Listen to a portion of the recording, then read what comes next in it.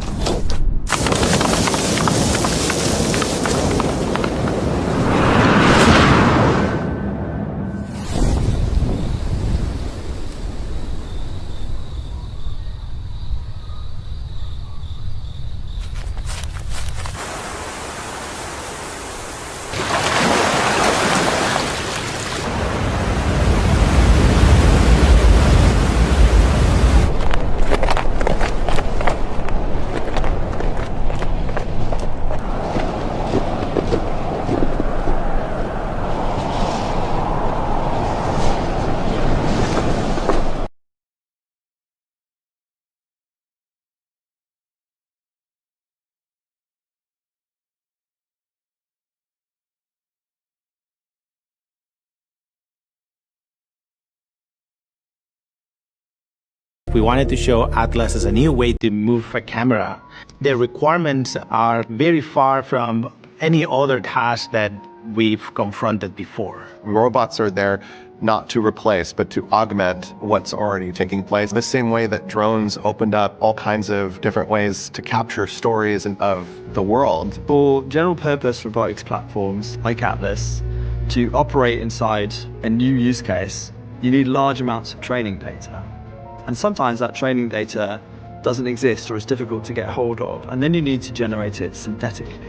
NVIDIA Cosmos is a set of world foundation models that helps create generative AI, for example, videos or imagery for robotics. We can take simulations of complex environments from NVIDIA Omniverse, such as film sets, and make photorealistic synthetic training data in NVIDIA Cosmos. Atlas can lift heavy objects in the order of 20 kilograms, hold it in an upward position